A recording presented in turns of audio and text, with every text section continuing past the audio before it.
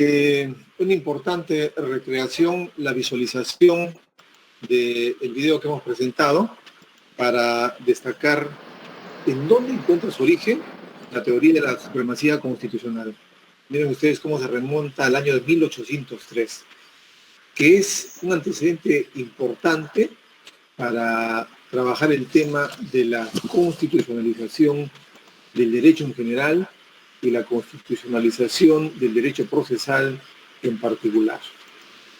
Entonces, vamos a presentar en esta sesión nuestro tercer capítulo de estudio, que se refiere precisamente a la constitucionalización del derecho procesal. Para trabajar el tema, tenemos que transitar necesaria e inexorablemente por lo que significa la constitucionalización del derecho en general. No podemos descender, no podemos abordar a la constitucionalización del derecho procesal si es que antes no transitamos ni abordamos esta versión o dimensión general de la constitucionalización de todo el derecho en general. Por tal razón, entonces, vamos a partir precisamente de la constitucionalización del derecho para descender más adelante en la constitucionalización del derecho procesal. Entonces, destacar que el término constitucionalización es una expresión que ha utilizado la filosofía del derecho contemporáneo para explicar un fenómeno que se ha producido en el derecho en general luego de la Segunda Guerra Mundial. Y es que la Constitución representa un nuevo paradigma, un paradigma sobre la forma de concebir al Estado y al derecho. Y se ha desarrollado a partir de la corriente de la neoconstitucionalización, que es una nueva forma de concebir. Entonces, para entender este nuevo paradigma que representa o que supone la constitucionalización del derecho, creo importante empezar por entender qué significa un paradigma, para vincularlo luego con este fenómeno en el derecho. Entonces, el paradigma no es más que un conjunto de conocimientos básicos que se presentan en una determinada disciplina, pero que nadie cuestiona y que por el contrario se asume de manera total y absoluta en un momento y espacio determinado. Forma parte del conocimiento del entorno social y es aceptado por todos. No hay cuestionamiento, no hay desacuerdo, no hay impugnación respecto de un determinado conocimiento básico. Y por eso se dirige y se constituye en un paradigma, en una verdad, en un momento y espacio determinado.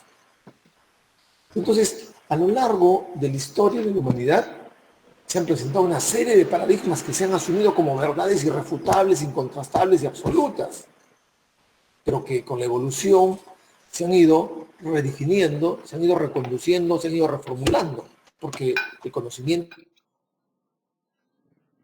Y algunos ejemplos nos van a ayudar a entender lo que significa el paradigma y cómo se vincula con el tema que queremos trabajar. En algún momento en la historia de la humanidad estaba en plena vigencia el paradigma de la supremacía del varón sobre la mujer.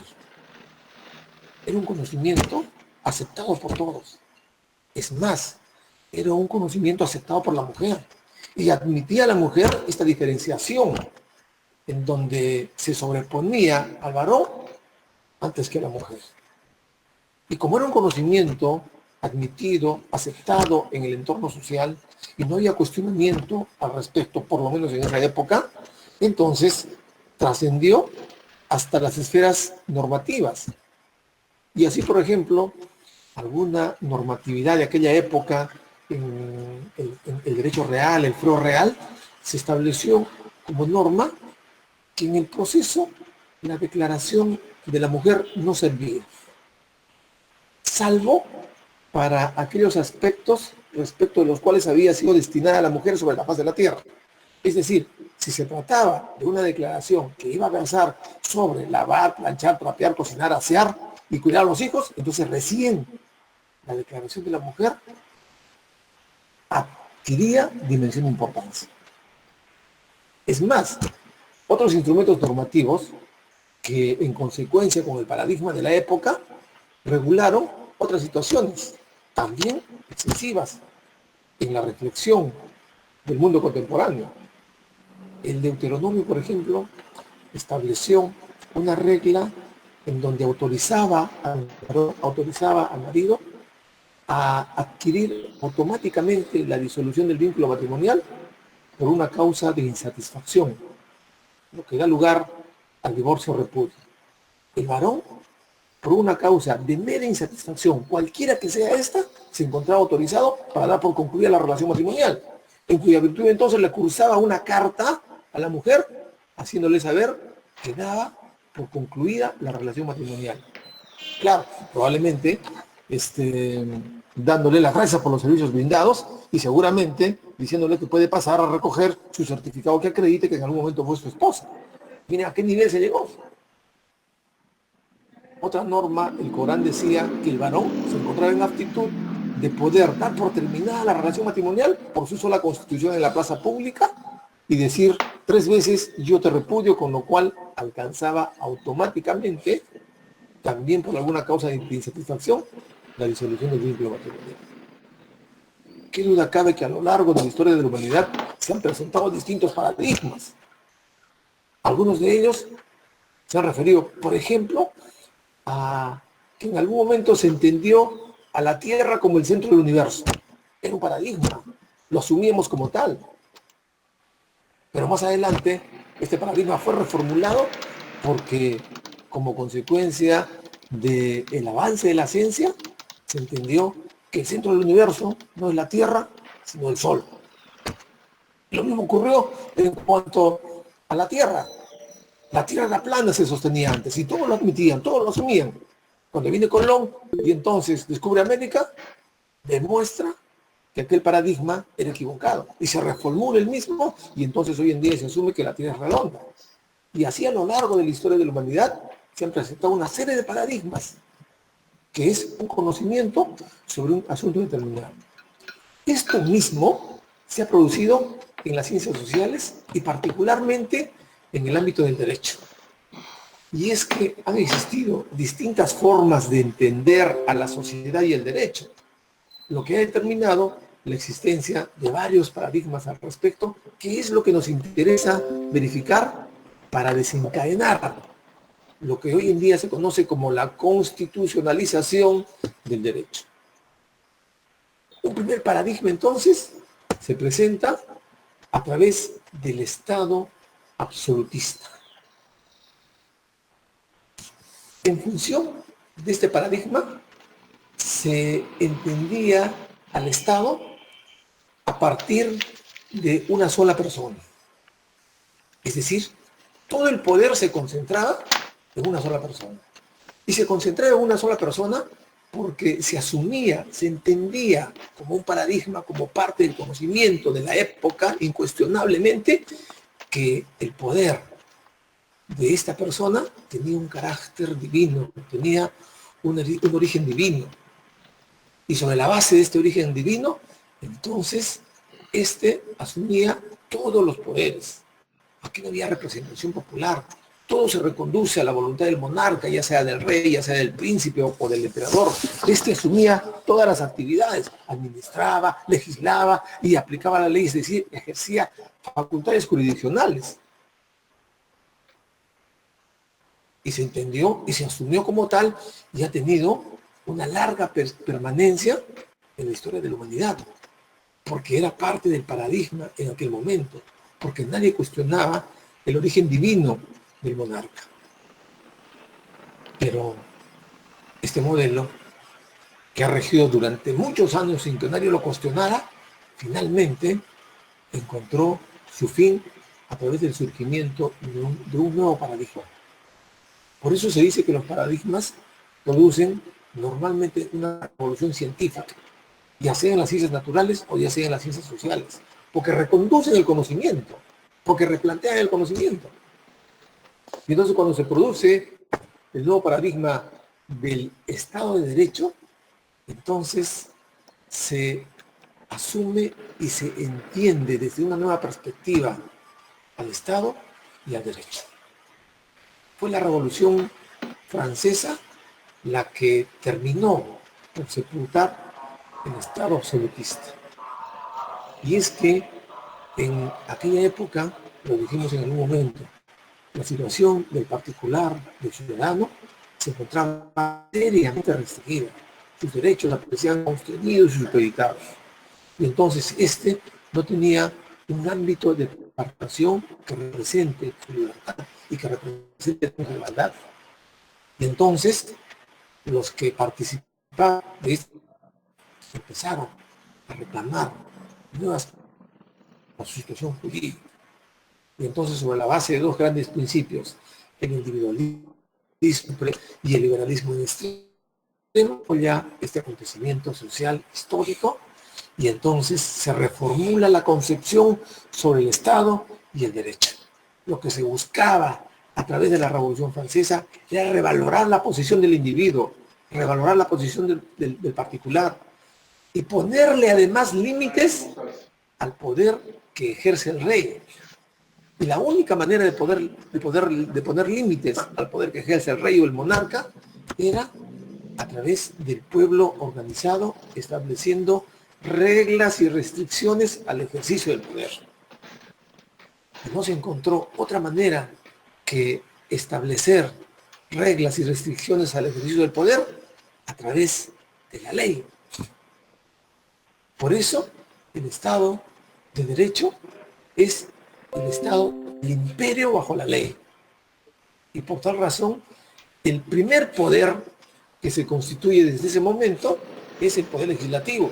Si bien es cierto, el gran aporte de la Revolución Francesa fue la dimensión tridimensional del Estado a través de un poder ejecutivo, de un poder legislativo, de un poder judicial, en aquel momento, sobre la base del respeto de la ley, entonces el poder era el poder legislativo, aquel que se encargaba de crear la ley, quien sometía a los otros poderes, particularmente al Poder Judicial. Es más, el juez que representaba al Poder Judicial en el Estado de Derecho era el principal enemigo del Estado de Derecho. ¿Y por qué el principal enemigo? Porque al haberse reconducido la aplicación de la ley al juez como representante del órgano jurisdiccional, entonces el juez podía exceder del marco de la ley. El juez podía inaplicar la ley, el juez podía ir más allá de la ley. Entonces se constituyó en el peligro potencial para la vigencia del Estado de Derecho. Y en la Revolución Francesa surgen entonces dos mecanismos para controlar al juez, para someter al juez, en el respeto del imperio de la ley, que no son más que el delito de prevaricato. El delito de prevaricato encuentra su origen en la Revolución Francesa. ¿Y por qué? Porque si se reconoce que la función del juez solo es la de aplicar la ley, entonces se entiende que si no lo hace, que si no la aplica, entonces está incurriendo no solo en responsabilidad funcional, sino está incurriendo además en un delito. Y para eso se crea el delito de prevaricato, para sancionar la conducta inconsecuente del juez respecto del mandato de la ley. Otro instrumento de aquella época es el recurso de casación. El recurso de casación, ¿para qué? Para verificar la adecuada aplicación del derecho objetivo, que en la dimensión del Estado de Derecho le fue atribuido el conocimiento del recurso de casación al Parlamento. En tanto el Parlamento era el autor de la ley y en tanto la ley era la que imperaba en este modelo, en este paradigma, entonces había que cuidar que la ley se aplique como corresponde, se aplique adecuadamente.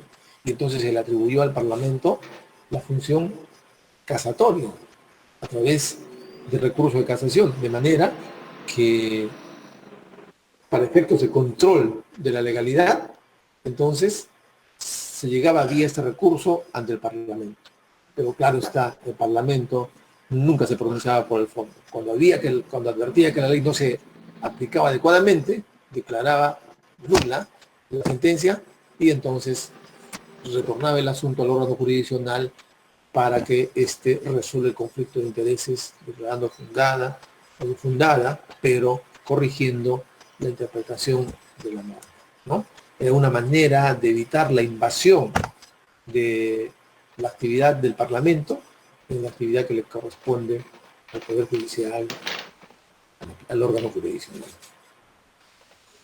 Pero lo fundamental de este paradigma del Estado de Derecho es que la medida de las relaciones o la unidad se constituyó sobre la base de la ley. Y eso significaba que toda la actuación del Estado y sus componentes debería estar dentro del marco de la ley, reduciéndose la función del juez solo para aplicar la ley. De tal manera que si no la aplica, incurre en alteración del orden establecido con la consecuente responsabilidad que ello supone.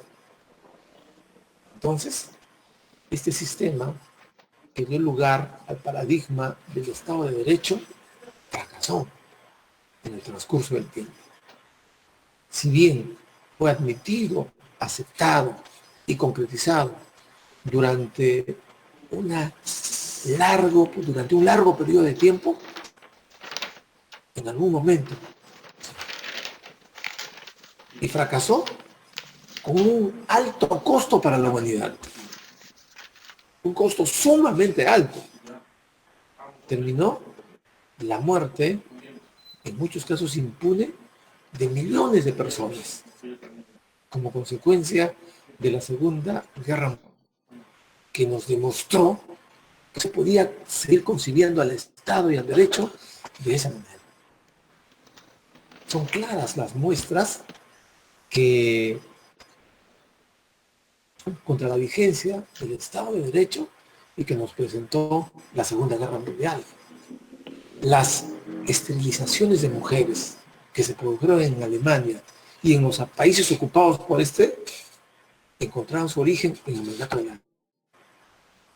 La ley establece inequívocamente las esterilizaciones.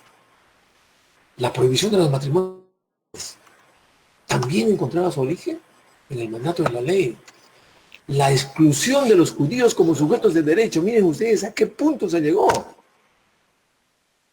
Los judíos no eran sujetos de derecho, eran objeto de derecho y como tal eran tratados. Y entonces esto generó el consentimiento para cometer las barbaridades que se produjeron en contra de ellos en los campos nazis, con la consecuente muerte de miles y miles de personas, las famosas cámaras de gas, entre otras.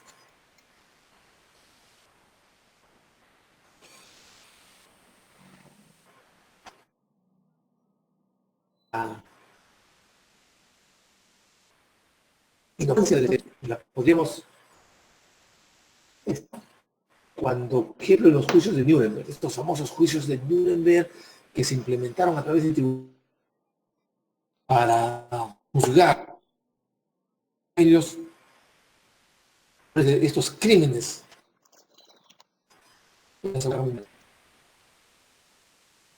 Esa se titulaba como principal y fundamental argumento el que habían actuado en respeto irrestricto al mandato de la ley. Actuamos porque la ley así lo establecía y la ley lo imponía, y en tanto somos respetuosos de la ley, tuvimos que proceder en ese sentido. Es más, algunos decían, yo no estaba de acuerdo, pero la ley se cumple. Y la ley disponía tales consecuencias, entonces teníamos que... Entonces, queda claro que este paradigma, las exigencias del respeto a los derechos humanos, a la dignidad del ser humano.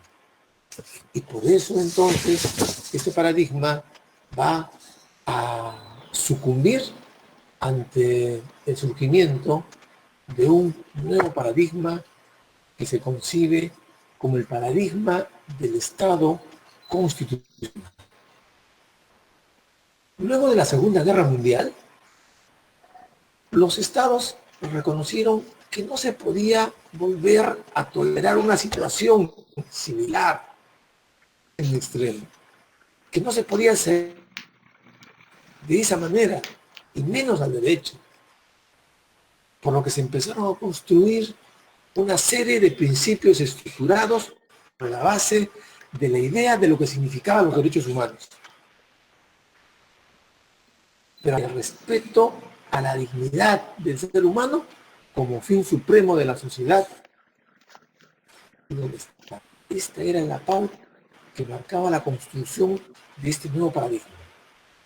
La referencia de que la razón de ser de todo el derecho y del Estado es precisamente la persona humana y el respeto a su dignidad.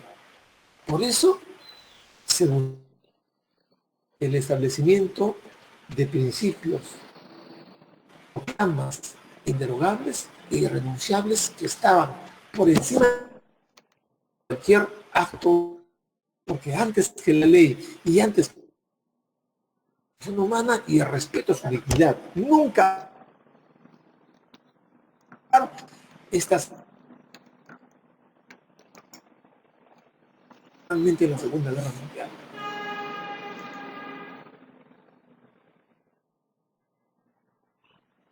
El horror que nos dieron de contenido el derecho consustancial e inherente al ser humano, esto es el derecho a la vida. Entonces se empezaron a estructurar, empezaron a elaborar una serie de postulados que eran más importantes que la ley y que su fuerza vinculante era mayor que la ley y que incluso vinculaban a cualquier acto de gobierno y que por tal razón se constituían en irrevocables e inderogables con una fuerza vinculante de tal manera que es a partir de esta concepción que surge la idea del control de constitucionalidad, que dicho sea de paso, en la representación visual que hemos tenido como motivación, ya había sido anticipada por el juez Marshall en el año de 1803. Miren, hace cuántos años antes de que empezara a generarse esta nueva visión, este nuevo paradigma sobre el Estado y el derecho a través de este Estado constitucional, que recién empieza a desarrollarse a partir de la Segunda Guerra Mundial, a partir del año de 1948. Entonces, es a partir de esta realidad que los organismos de protección de los derechos humanos a nivel internacional empiezan a destacar que la razón de ser principal y fundamental de la existencia del derecho y del Estado es la persona humana y el respeto a su dignidad. Y esto se traduce en las constituciones que empiezan a desarrollarse a partir de la Segunda Guerra. Entonces surge así lo que se conoce como la corriente del neoconstitucionalismo, una nueva forma de concebir la Constitución, romper aquel viejo paradigma en donde la Constitución se concibe de una manera fría, apática, matemática e indiferente. Entonces, es así que surge el neoconstitucionalismo. Pero, ¿qué significa concretamente en términos de realidad normativa el neoconstitucionalismo?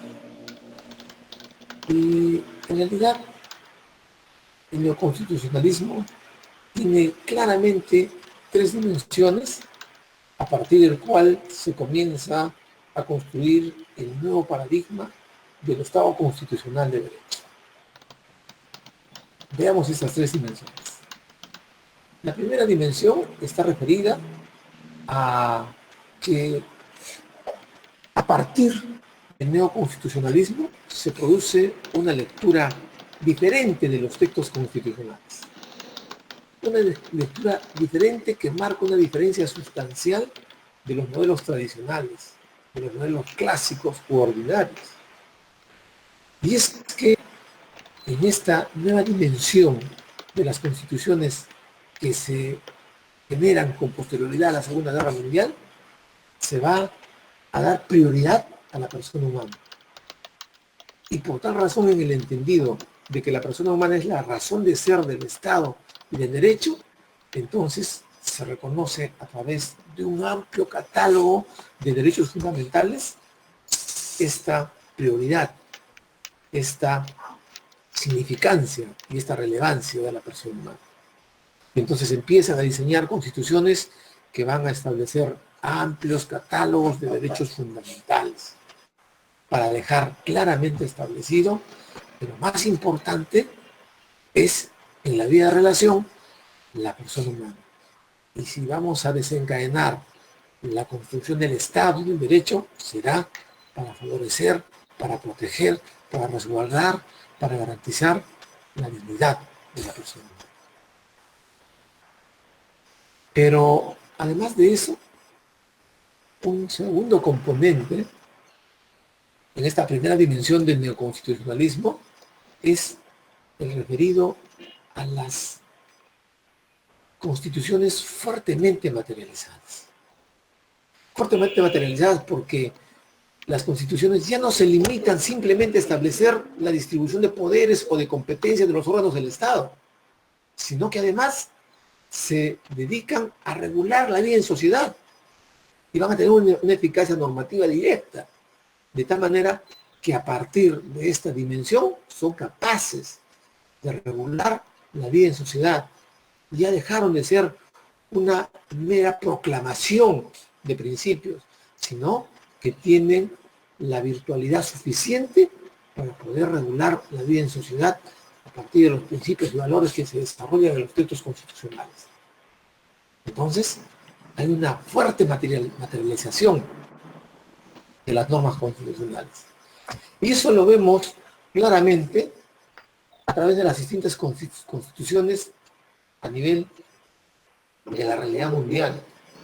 En Europa, la ley de Bonn, que es la constitución de Alemania, que se proclama en el año de 1949, es una constitución que establece catálogos de derechos fundamentales fuertemente materializada, al igual que la constitución de Italia en el 1947, y por último en España, la famosa Constitución Española del año 1978, que es la primera que se encarga en incorporar el derecho a la tutela jurisdiccional, recordemos, en su famoso artículo 24, si mal no recuerdo. En Latinoamérica tenemos también estos escenarios. La Constitución de Brasil en el año de 1978. La Constitución de Brasil tiene en su artículo 5, tiene 77 numerales. 77. Y en esos numerales se ha encargado esta Constitución brasileña para ser fiel y consecuente con este amplio desarrollo de catálogo de derechos fundamentales, se ha encargado de reconocer positivamente en la Constitución cuáles son los derechos fundamentales que se reconocen a la persona humana. En 77 numerales. Y algunos de ellos que a su vez están divididos en subincisos, con distintos ataques. Más o menos lo mismo ocurre con la Constitución de Ecuador, del año 2008, en donde esta Constitución prácticamente desarrolla una mini teoría de los derechos fundamentales. Porque en el artículo 13 se encarga de hacer un vasto desarrollo de lo que es los derechos fundamentales, al punto de alcanzar este nivel de mini teoría, como lo decíamos. Y si acudimos hasta nuestra realidad nacional, entonces encontraremos que nuestra Constitución reconoce un catálogo de derechos fundamentales consecuente con esta nueva dimensión del neoconstitucionalismo. Y lo hace precisamente en el artículo 2, y ahí se reconoce el derecho a la vida, el derecho a la igualdad, el derecho a la libertad, a la identidad, el derecho a la libertad de conciencia, a la libertad de información, a la tutela jurisdiccional, el derecho de petición, el derecho de propiedad, entre otros, ¿no? Y por si esto fuese poco, para no entender que estamos frente a una enumeración de cierre o números clausus, entonces nos prodiga una fórmula abierta en el artículo tercero y nos dice que la enumeración de los derechos establecidos en este capítulo no excluye los demás que la Constitución garantiza, ni otros de naturaleza análoga que encuentren su origen en la dignidad del ser humano, ¿no? Para dejar abierta la posibilidad de reconocer otros derechos que no hayan sido mencionados en ese catálogo extenso del artículo 24. Entonces, esta primera dimensión del constitucionalismo está referida a esta lectura diferente ahora de los textos constitucionales. Pero veamos cuál es la segunda dimensión del neoconstitucionalismo. Esta segunda dimensión gira en torno al desarrollo jurisprudencial. Porque a partir de esta nueva misión, a partir de este nuevo paradigma, se han desarrollado prácticas jurisprudenciales que le han dotado a la tarea de interpretación un nivel especial. Y es que entran en juego en la interpretación técnicas interpretativas propias de los principios constitucionales, como de la ponderación, la proporcionalidad, la racionalidad, la maximización de los efectos normativos de los derechos fundamentales, el efecto de irradiación, la eficacia horizontal de los derechos fundamentales, el principio pro persona, en fin. Es decir, que se ha sustituido el sistema de reglas por el sistema de principios. Ya no más aquella tradicional visión del derecho en donde se trabajaba a partir de esa relación clásica de antecedente consecuente, de causa-efecto. Si hay vicio, habrá nulidad. Si hay daño, habrá reparación. Si hay infracción a los deberes matrimoniales, habrá disolución del vínculo matrimonial. Ya no más esa lógica matemática, sino que hoy en día se ha sustituido a través de los principios y valores constitucionales. ¿Y qué son los principios? Son mandatos de optimización, en virtud del cual el intérprete debe llevarlos en su interpretación a lo más lejos posible, tomando en cuenta las circunstancias, el caso concreto, ¿no? Las circunstancias fácticas y jurídicas. Entonces, se sustituye las reglas de los principios. Pero no solo eso, sino que además el silogismo típico y tradicional va a ser sustituido ahora, ¿por qué? Por la ponderación. Y entonces queda claro que las reglas se someten a los principios. De tal manera que cuando haya conflicto entre principios, tenemos que ponderar a partir de la razonabilidad y a partir de la proporcionalidad. Esto significa, en buena cuenta, que en esta segunda dimensión del neoconstitucionalismo, entonces, estamos frente a todo un arsenal de técnicas interpretativas que se han llevado al ámbito jurisprudencial. ¿Para qué? Para darle una mirada o una óptica diferente a los derechos que regulan la vida en sociedad. Tenemos ejemplos vastos al respecto. El Tribunal Federal Alemán, por ejemplo, en el año 1950, en desarrollo de estas técnicas interpretativas, en ese desarrollo jurisprudencial, ordena la disolución de los partidos neonazis. Ante el peligro inminente de surgimiento de esta corriente que tanto daño le ha hecho a la humanidad, entonces, en defensa de la persona humana y de su dignidad, mediante estas técnicas interpretativas, el Tribunal Constitucional Alemán entonces ordena la disolución de los partidos neonazis. La Corte Constitucional de Italia, por ejemplo, también ha proclamado varios derechos sociales para descenderlos de la abstracción y de la teoría a la concretización, y los ha hecho exigibles por mandato de su jurisprudencia. Este derecho a la salud, este derecho a la educación, este derecho a la vivienda, que son derechos sociales que se reconocen en nuestra Constitución, ¿no? En vía de abstracción, la Constitución italiana le ha dado exigibilidad y lo ha traducido en distintas sentencias que forman parte de la jurisprudencia de esa nación. Y así en general. Tenemos a nivel latinoamericano el Código brasileño, por ejemplo, la Constitución de Guatemala.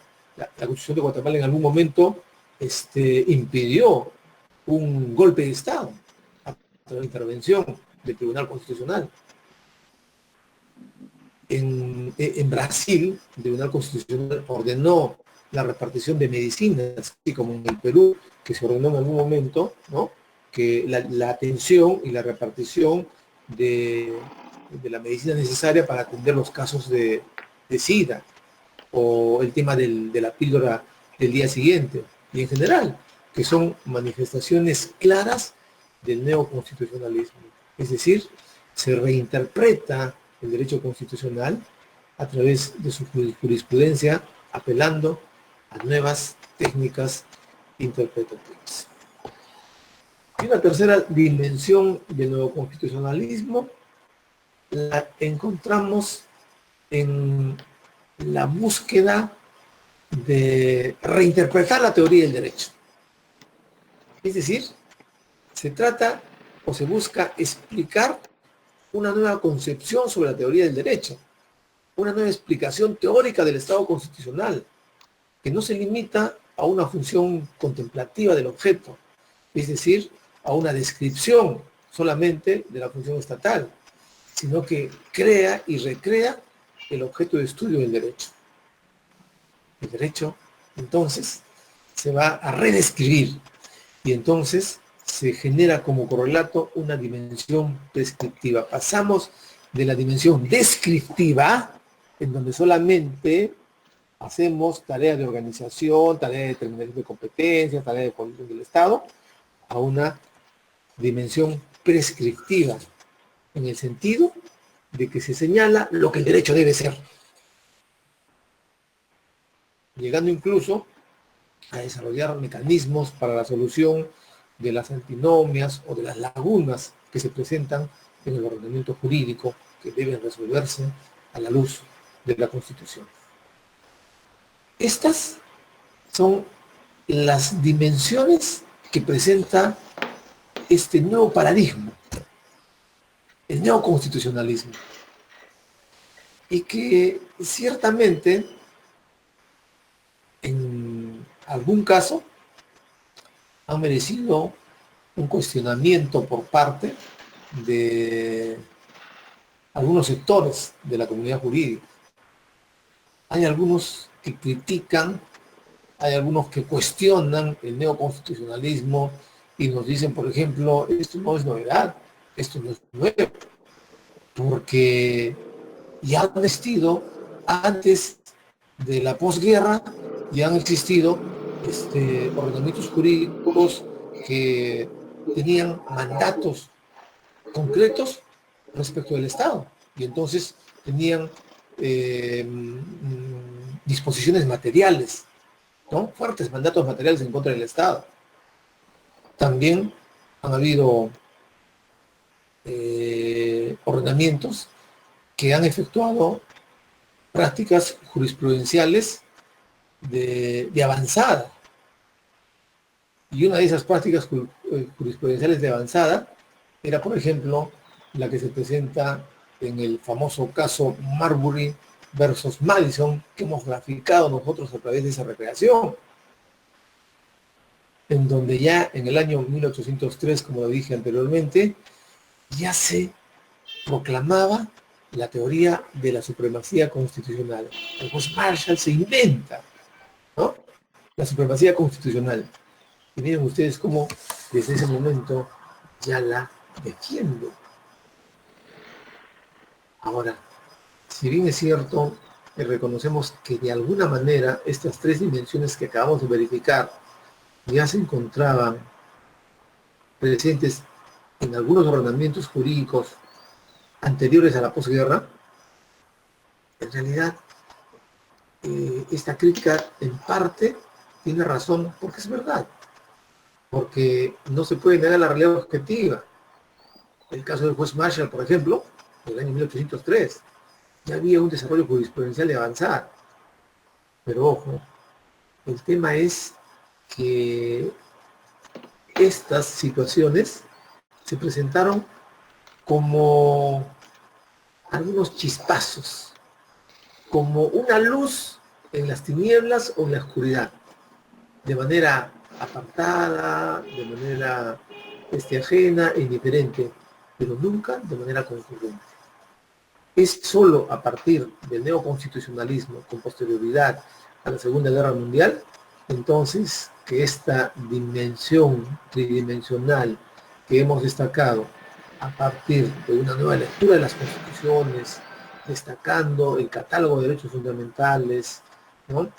Como además se intenta explicar una nueva teoría del derecho y un desarrollo jurisprudencial de avanzada, nunca antes se ha producido con la intensidad que empezó a producirse a partir de la Segunda Guerra Mundial y de manera conjunta, de manera concurrente, todo al mismo tiempo, de tal manera que eso le ha dado contenido al neoconstitucionalismo y ha generado, ha desencadenado entonces que se produzca lo que se conoce en el nuevo paradigma como la constitucionalización del ordenamiento jurídico, que significa ciertamente que los ordenamientos jurídicos han sido impregnados por los mandatos normativos contenidos en la Constitución. Es decir, que no podemos hablar hoy en día, a partir del neoconstitucionalismo y a partir de la constitucionalización del derecho, no podemos hablar de islas, de materias específicas, de autonomías. Ya esa clasificación del derecho público y del derecho privado ya quedó desfasada por el efecto del neoconstitucionalismo. Y es más, hoy cada día más pierden autonomía los distintos derechos particulares, esto es, el derecho civil, el derecho laboral, el derecho administrativo, ya pierde autonomía porque todo tiene que ser leído a partir de la Constitución, a la luz de la Constitución. No hay ningún campo exento de la constitucionalidad o del constitucionalismo. Entonces, qué duda cabe, estamos frente a una corriente que determina un nuevo paradigma, una nueva forma de concebir al Estado y al derecho. Entonces creo que en este contexto es importante establecer cuándo se produce la constitucionalización del ordenamiento jurídico. E ir más todavía, verificar cuándo un Estado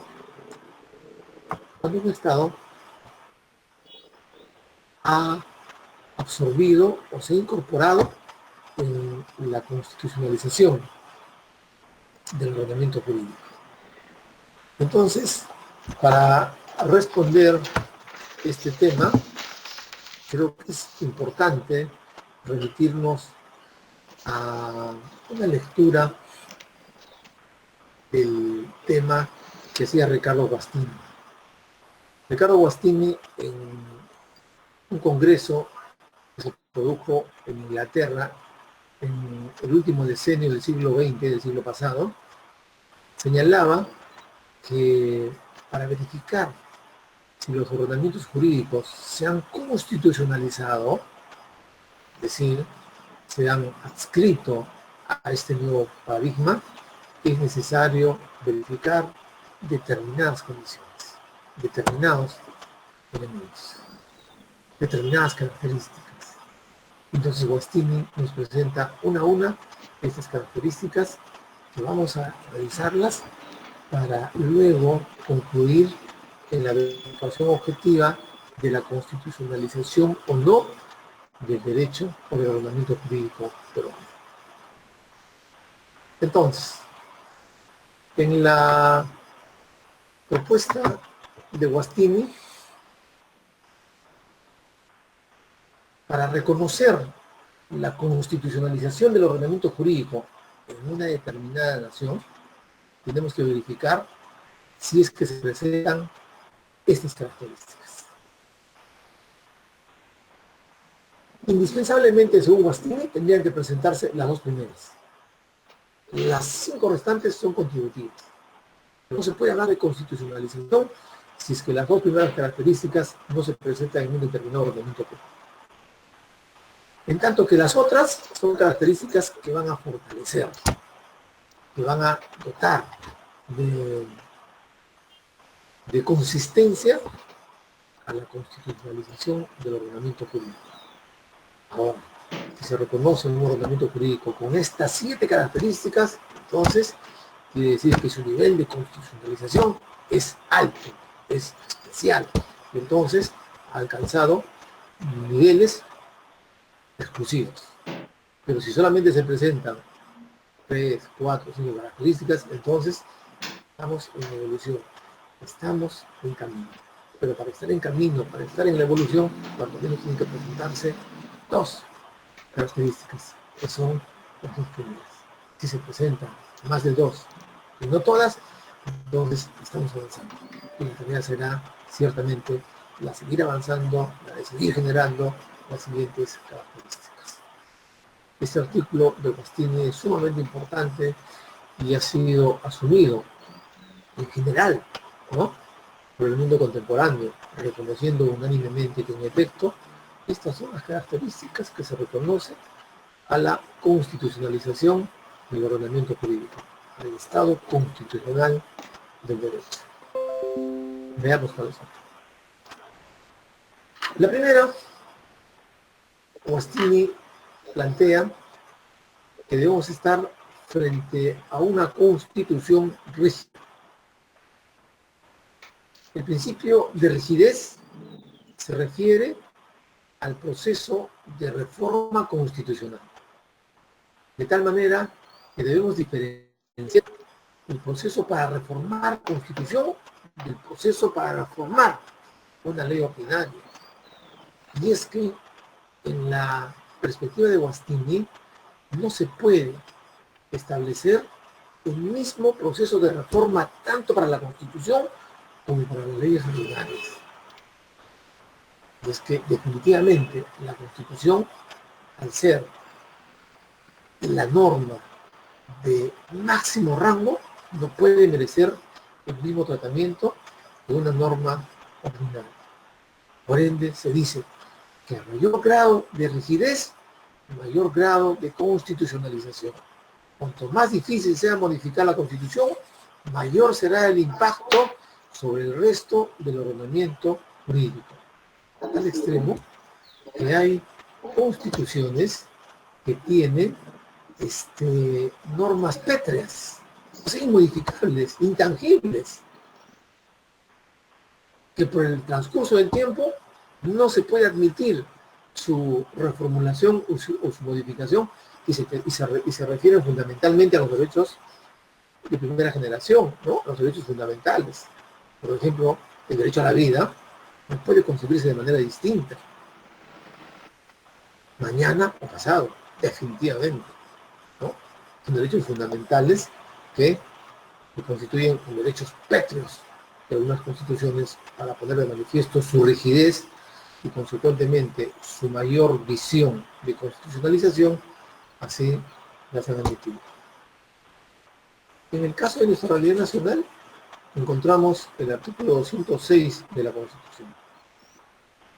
La Constitución, en el artículo 206, establece un proceso de reforma constitucional diferenciado, diferente, distinto al proceso de elaboración de la norma ordinaria. Entonces nos dice la Constitución que la reforma constitucional debe ser aprobada por el Congreso con mayoría absoluta del número legal de sus miembros, ojo, y ratificada mediante referéndum. La premisa inicial, la regla general, es de que la modificación de la Constitución debe estar sometida a consulta popular.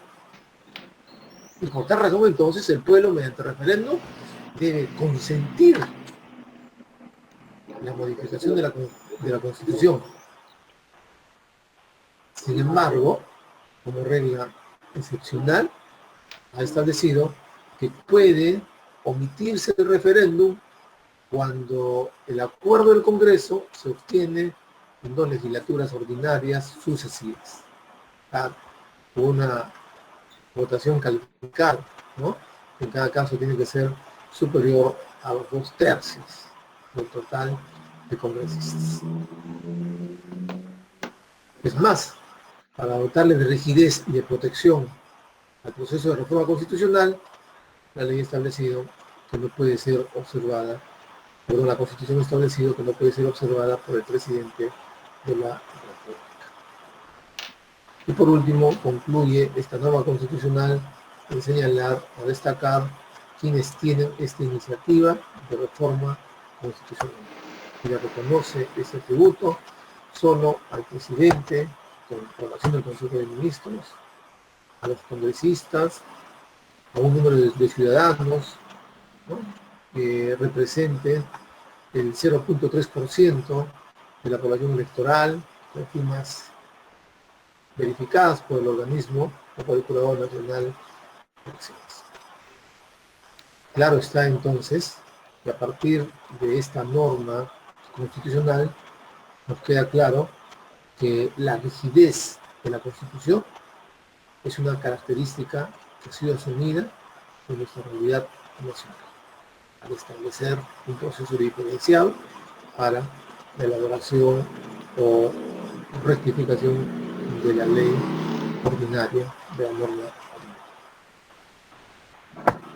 El Tribunal Constitucional, respecto al procedimiento de reforma, también nos ha dicho cosas interesantes y ratifica este principio de rigidez, establece que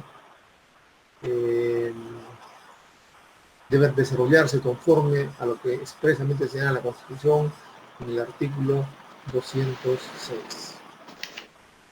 Importante revisar la sentencia 50-2004 que nos releva de mayores comentarios. Esa es la primera característica que la acabamos de verificar. Segunda característica. La segunda característica está determinada por la garantía jurisdiccional de la Constitución. ¿Qué significa esto? Significa que es necesario asegurar la vigencia de instrumentos que permitan a los jueces revisar la constitucionalidad de todos los actos de la autoridad y de los particulares, y garantizar a su vez la plena vigencia de los principios y valores constitucionales. De nada sirve que la Constitución haya establecido principios y valores que se irradian a todo el ordenamiento jurídico, si es que en su tarea de aplicación no se va a garantizar a nivel jurisdiccional que se sobrepongan siempre los principios y valores constitucionales al resto del ordenamiento jurídico. Y entonces, para ello, es necesario establecer determinados mecanismos, determinados instrumentos que permitan que los jueces revisen la constitucionalidad del ordenamiento jurídico y en general del comportamiento del Estado y de los particulares.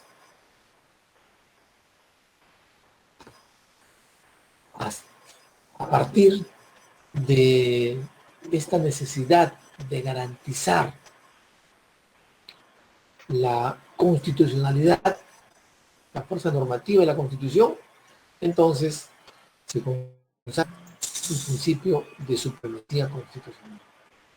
De tal manera que nuestro artículo 51, plasmando lo que el juez John Marshall proclamó hace cuántos años, nuestra Constitución establece en el artículo 51 como norma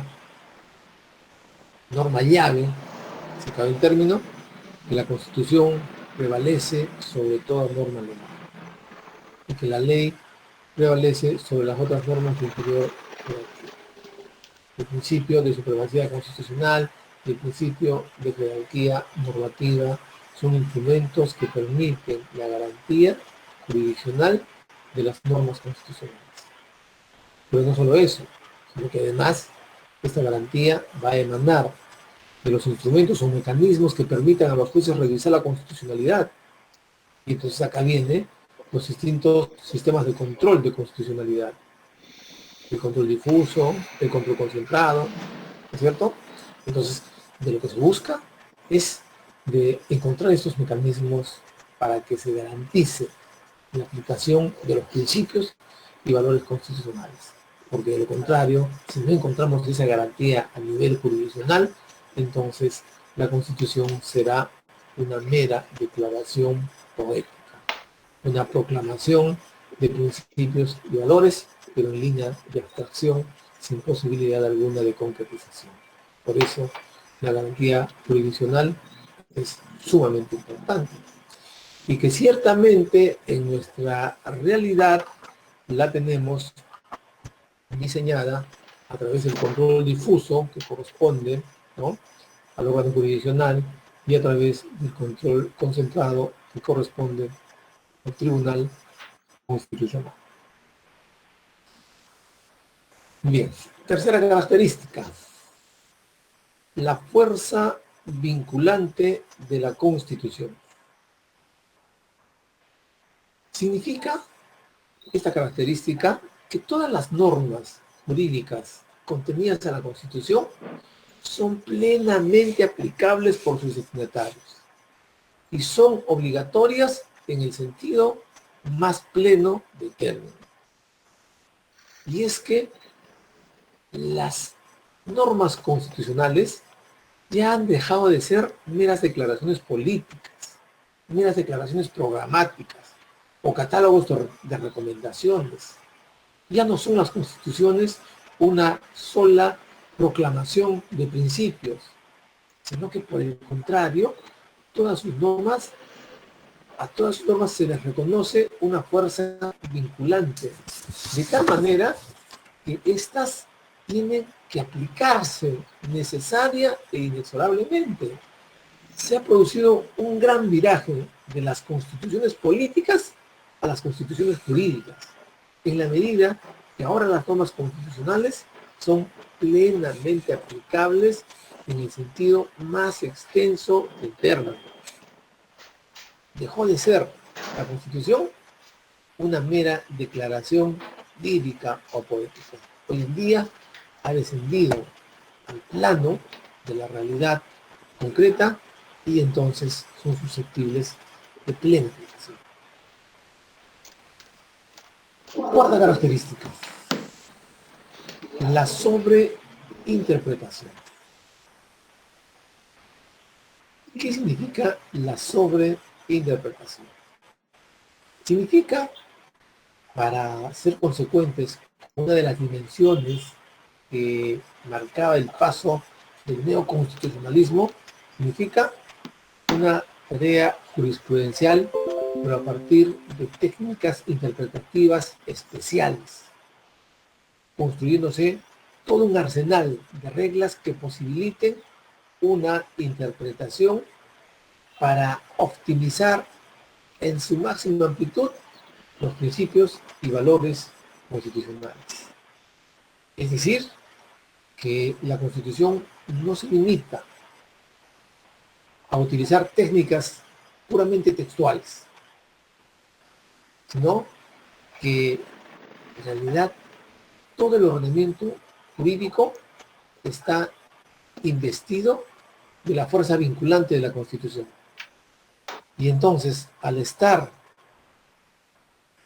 el ordenamiento jurídico abordado, rebasado por los mandatos constitucionales, no vamos a encontrar un solo lugar exento de la fuerza vinculante de la Constitución. Y entonces es a partir de esta extensión de la Constitución hacia todo el ordenamiento jurídico, y es a partir de las técnicas en función de argumentos analógicos o de asímile, que se pueden extraer conclusiones de normas implícitas inclusive, que aun cuando no estén expresamente señaladas y expresamente desarrolladas, entonces se pueden extraer derechos implícitos de la Constitución. Uno de los ejemplos es el principio de razonabilidad. Recordemos que el principio de razonabilidad está invocado por la Constitución para regular un control especial en las situaciones de excepción, ¿verdad? Y que sin embargo, a partir de esta interpretación analógica o asímile que utiliza el intérprete constitucional, entonces la ha irradiado para todo el ordenamiento jurídico, de tal manera que todo el ordenamiento jurídico debe estar investido del principio de razonabilidad. Entonces, la sobreinterpretación permite esta garantía, que se haga una tarea de interpretación distinta y diferente, a partir de este amplio arsenal de técnicas interpretativas que ha formado parte del desarrollo de las materias constitucionales. De tal manera que vía sobreinterpretación, entonces optimizamos al máximo los principios y valores constitucionales al punto de reconocer derechos o principios y valores implícitos, ¿no? Vía derivación.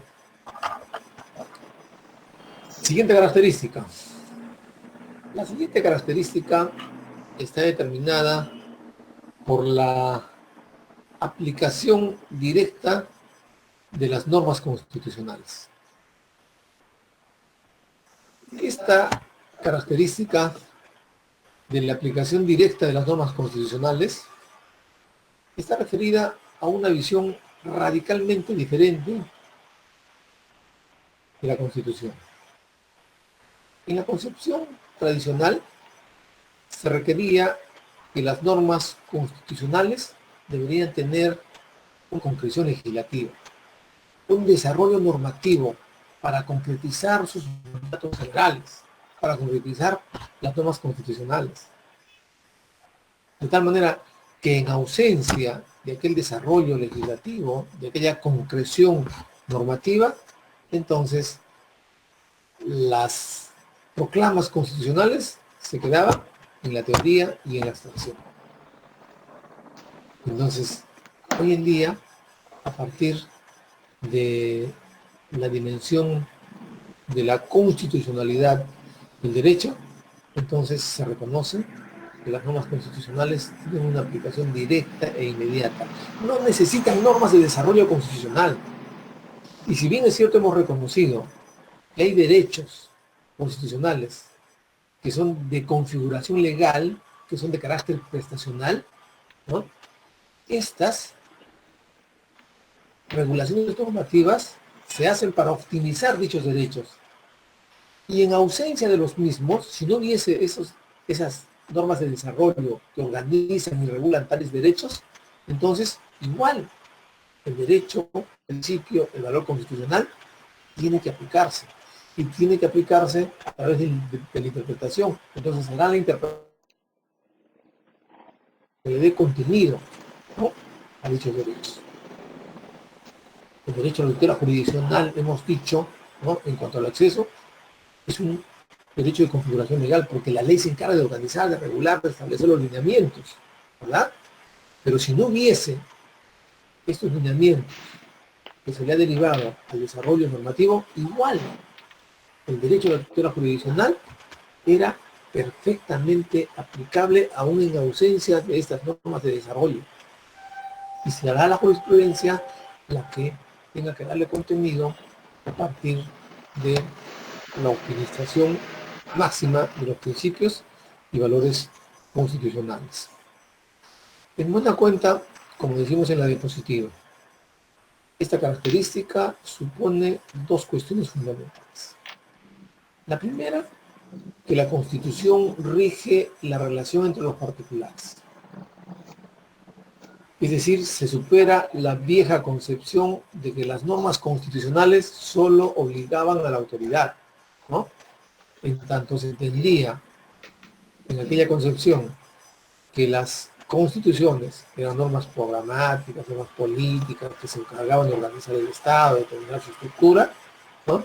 Entonces se entendía que las constituciones estaban dirigidas solamente a la autoridad, al poder del Estado. Pero en esta nueva visión, entonces, esta característica supone que la Constitución rige la relación entre particulares. No solamente está destinada a regular el Estado. Y segundo, ¿no?, en el entendimiento de que todos los jueces tienen el deber de aplicar las normas constitucionales. No hay ninguna norma de la Constitución que pueda estar exenta de aplicación porque carece de desarrollo legislativo posterior. Aún careciendo de desarrollo legislativo posterior, es el intérprete, es a nivel jurisdiccional que tiene que darse en línea jurisprudencial, contenido, reservados. Entonces no se requiere el reenvío al desarrollo legislativo. De modo alguno. Tienen aplicación directa, aplicación inmediata. Siguiente característica, la interpretación conforme a las leyes, la interpretación conforme de las leyes a la Constitución. Esta característica está referida a dos cuestiones concretas. Primero, que la Constitución le obliga al juez a que la interpretación de la ley debe ser siempre compatible con la Constitución. Esa es una regla fundamental. Todas las reglas normativas que forman parte del ordenamiento jurídico, sean leyes, sean decretos supremos, sean decretos ley o decreto legislativo y en general cualquier instrumento normativo, debe de ser compatible con la Constitución. Es más, esto ha determinado que surja un nuevo mecanismo para determinar la validez de las normas, la validez de las leyes. Y la validez de las leyes desde su punto de vista material están determinadas en su compatibilidad con el mandato constitucional. Si la ley no se condice, si la ley no resulta compatible con los principios y valores constitucionales, entonces es una ley que carece de validez material y tiene que ser expulsada del ordenamiento jurídico, porque no se condice, no se compatibiliza con los principios y valores constitucionales. Un segundo aspecto de esta característica está referido que en la tarea de interpretación, el intérprete debe optar por aquella que resulte más favorable a los principios y valores constitucionales. Es decir, aquella que maximice, aquella que optimice los principios y valores constitucionales, ¿no? Se trata, a través de la tarea de interpretación, no solo de someter la interpretación de las leyes a la Constitución, sino que además en la interpretación se maximice en favor de los principios y valores constitucionales. Y por último, la séptima característica que le reconoce Guastini a la constitucionalización del derecho es la del reconocimiento de la influencia de la Constitución sobre las relaciones políticas. ¿Y esto qué significa? Significa que la Constitución no va a perder esa visión clásica en donde regula la estructura y la situación del Estado, sino que además prevé un sistema para la solución de los conflictos entre los órganos políticos, entre los órganos que forman parte del Estado. Y esto se produce a través del proceso competencial, en donde cuando hay conflicto de competencias, entonces se resuelve a partir del mandato constitucional a través de este proceso competencial.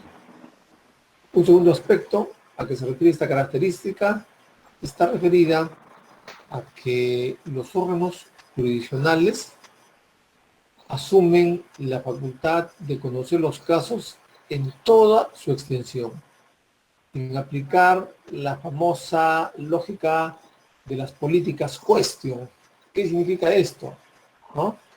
En la versión tradicional, en la versión clásica de la constitucionalidad, había determinadas áreas del ámbito público, del ámbito del Estado, que le estaban negadas a la revisión jurisdiccional.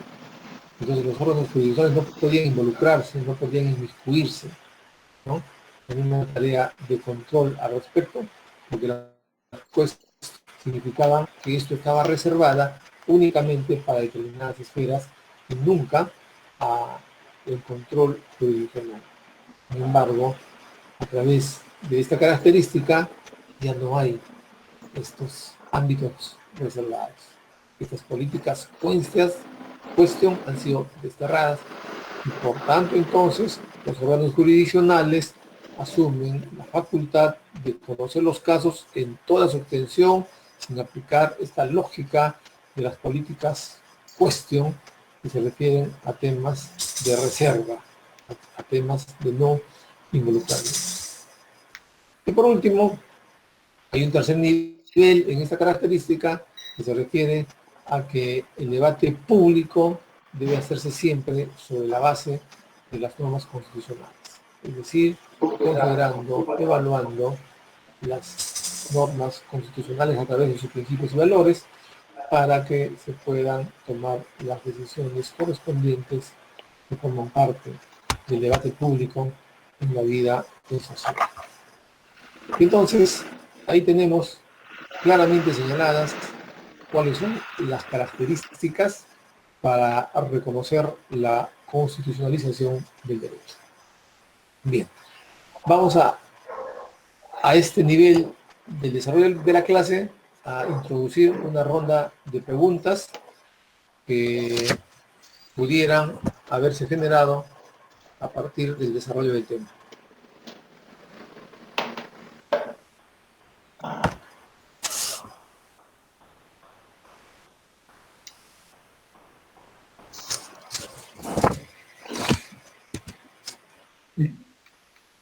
Ninguna pregunta. Doctor, una pregunta. Sí. Doctor, buenas tardes, doctor. Doctor, quería... Es la base inicial del nuevo constitucionalismo, porque todos los principios y valores que el neoconstitucionalismo reconoce para construir este modelo emana de la naturaleza del ser humano. Se trata de reconocer principal y fundamentalmente y categorizarlos como derechos fundamentales aquellos que son propios, consustanciales e inherentes a la naturaleza humana. Entonces, estos principios y valores lo que hacen es simple y llanamente reconocer aquellas cualidades que son naturales, ¿no? Entonces, el naturalismo tiene una participación relevante en la medida que es ciertamente el soporte y la base, porque finalmente todo el neoconstitucionalismo se construye sobre la necesidad de reconocer ¿qué cosa? La libertad, la igualdad y el control del poder. Y la libertad y la igualdad consustanciales e inherentes a la naturaleza. Que con ordenamiento o sin ordenamiento jurídico tienen que respetarse porque forman parte de los atributos, los cuales no se puede desprender el hombre para poder desarrollar su vida de realización.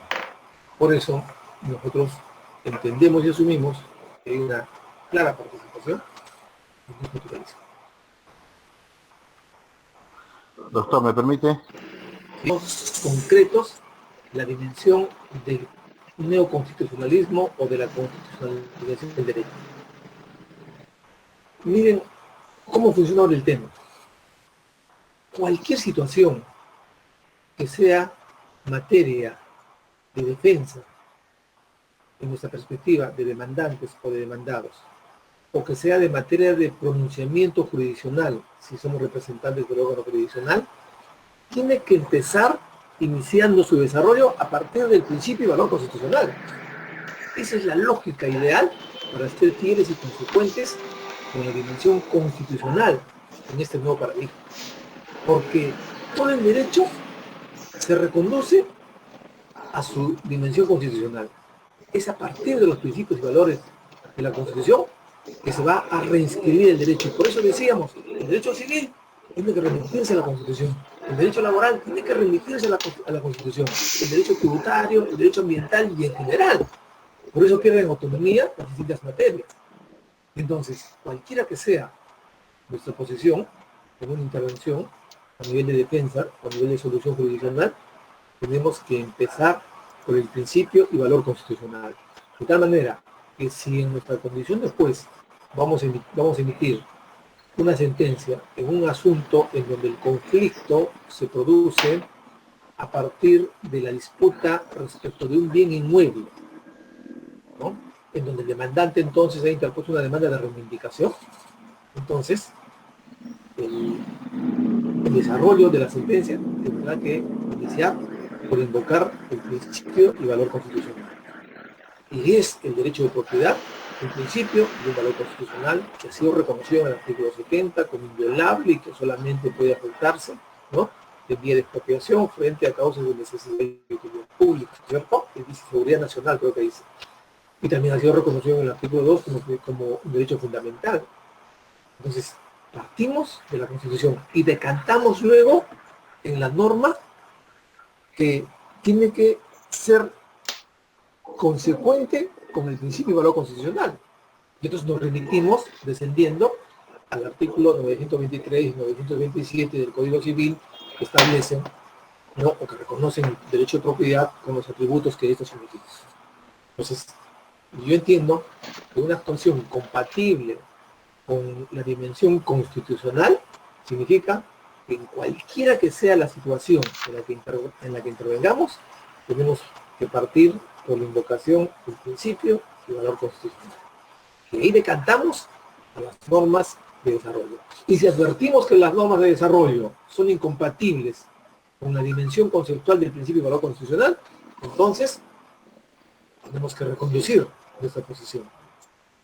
Porque advertiremos que en la concepción de la supremacía constitucional no puede haber norma que vaya más allá de la Constitución y que sea contraria a la definición constitucional. Entonces, claramente consideramos que toda nuestra intervención en nivel de defensa, en nivel de patrocinio, en nivel jurisdiccional, tiene que partir por la nueva Constitución. Esa es la verdadera o adecuada lógica estructural para trabajar en derecho. Bien. Doctor, Neoconstitucionalismo, ¿no?, que son propias de las constituciones desarrolladas a través de contenido normativo, tiene una modalidad o una concepción diferente a los Estados Unidos. Porque en los Estados Unidos, si bien es cierto que tenemos principios y valores, el tema se maneja básicamente a través de desarrollo jurisprudencial, ¿no? Entonces, si reconocemos que el desarrollo jurisprudencial es una de las dimensiones del neoconstitucionalismo, como lo hemos señalado, entonces tendríamos que terminar reconociendo que también, ¿no?, las constituciones, la Constitución de Estados Unidos participa de esta corriente, ¿no?, porque expresa a través de una jurisprudencia sobre la base de técnicas especiales, de técnicas diferentes, para poder optimizar la vigencia de los principios y valores. Yo creo que en ese contexto sí, a pesar de que provienen de sistemas jurídicos diferentes, ¿no? Recordemos que el modelo nuestro es el modelo románico, ¿no? En tanto que en Estados Unidos tiene el modelo de comunidad. es por ahí, adquieren matices. Pero, Doctor, una pregunta está fallando, ¿qué nos falta? ¿O qué podría finalmente decantarse en un cambio de paradigma a un paradigma futuro? A su opinión, ¿no? Obviamente.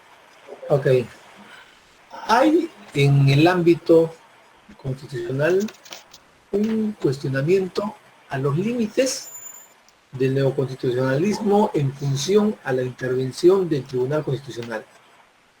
El Tribunal Constitucional tiene el poder de poder resolver contra el eje, contra la ley, ¿no? Entonces, hasta ese punto abarca las facultades y las prerrogativas del Tribunal Constitucional. Entonces, parece que por ahí tendríamos que trabajar el tema para definir y perfilar, ¿no? las facultades, las atribuciones del Tribunal Constitucional, hasta dónde llegan.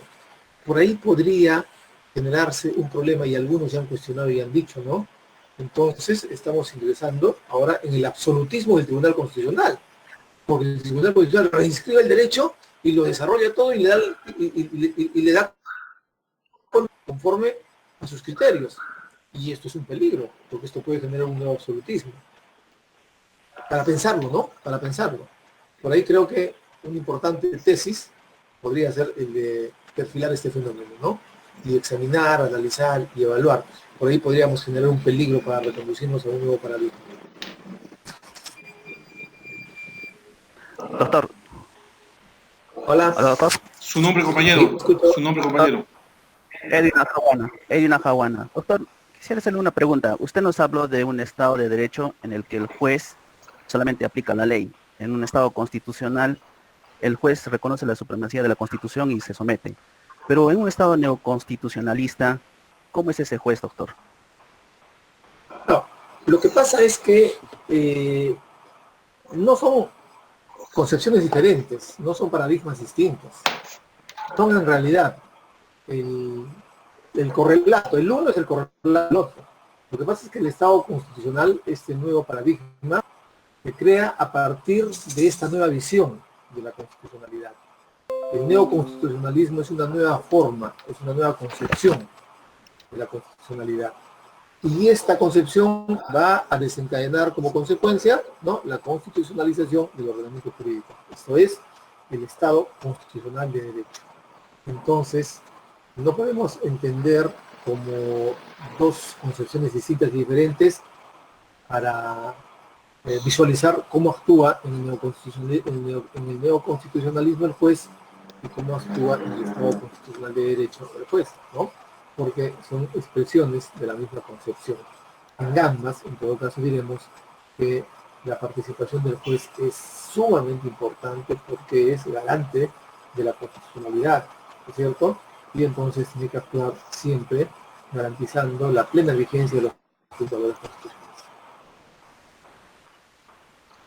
Doctor, disculpe, Freddy Walter Cuarita, doctor.